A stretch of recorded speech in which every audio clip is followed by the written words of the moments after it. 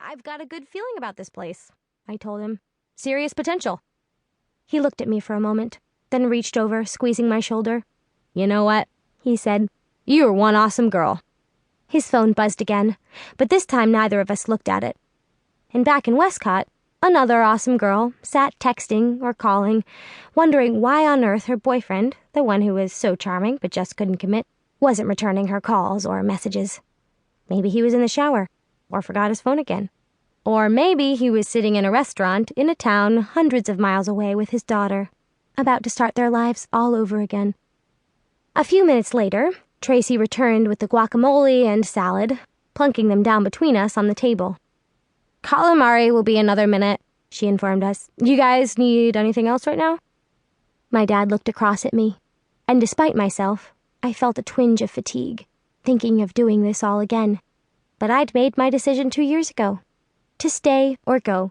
To be one thing or many others. Say what you would about my dad, but life with him was never dull. No, he said now to Tracy, although he kept his eyes on me, not squinting a bit, full and blue, just like my own. We're doing just fine. Whenever my dad and I moved to a new town, the first thing we always did was go directly to the restaurant he'd been brought in to take over and order a meal. We got the same appetizers each time.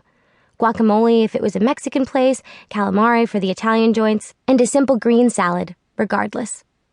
My dad believed these to be the most basic of dishes, what any place worth its salt should do and do well, and as such they provided the baseline, the jumping-off point for whatever came next. Over time, they'd also become a gauge of how long I should expect us to be in the place we'd landed. Decent guac and somewhat crisp lettuce, I knew not to get too attached. Super rubbery squid, though, or greens edged with slimy black, and it was worth going out for a sport in school, or maybe even joining a club or two, as we'd be staying a while. After we ate, we'd pay our bill, tipping well but not extravagantly, before we went to find our rental place. Once we'd unhitched the U-Haul, my dad would go back to the restaurant to officially introduce himself, and I'd get to work making us at home. Eat Inc., the restaurant conglomerate company my dad worked for as a consultant, always found our houses for us. In Westcott, the strip of a beach town in Florida we just left, they'd rented us a sweet bungalow a block from the water, all decorated in pinks and greens. There were plastic flamingos everywhere, on the lawn, in the bathroom, strung up in tiny lights across the mantel. Cheesy, but in an endearing way. Before that, in Petrie, a suburb just outside Atlanta, we'd had a converted loft in a high-rise inhabited mostly by bachelors and businessmen. Everything was teak and dark, the furniture modern with sharp edges, and it was always quiet and very cold. Maybe this had been so noticeable to me because of our first place, in Montford Falls, a split level on a cul-de-sac, populated entirely by families. There were bikes on every lawn and little decorative flags flying from most porches. Fat Santas for Christmas, ruby hearts for Valentine's, raindrops and rainbows in spring. The cabal of moms, all in yoga pants, pushing strollers as they power walked to meet the school bus in the mornings and afternoons, studied us unabashedly from the moment we arrived. They watched my dad come and go at his weird hours and cast me sympathetic looks as I brought in our groceries and mail.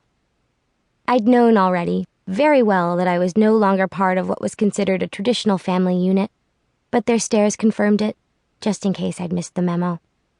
Everything was so different that first move that I didn't feel I had to be different as well. So the only thing I changed was my name, gently but firmly correcting my homeroom teacher on my first day of school. Eliza, I told him. He glanced down at his roll sheet, then crossed out what was there and wrote this in. It was so easy, just like that. In the hurried moments between announcements, I wrapped up and put away 16 years of my life and was born again, all before first period even began. I wasn't sure exactly what my dad thought of this. The first time someone called for Eliza a few days later, he looked confused, even as I reached for the phone and he handed it over. But he never said anything. I knew he understood, in his own way. We'd both left the same town and same circumstances. He had to stay who he was, but I didn't doubt for a second that he would have changed if it had been an option. As Eliza, I wasn't that different from who I'd been before. I'd inherited what my mother called her corn-fed looks. Tall, strawberry blonde, and blue-eyed, so I looked like the other popular girls at school. Add in the fact that I had nothing to lose, which gave me confidence.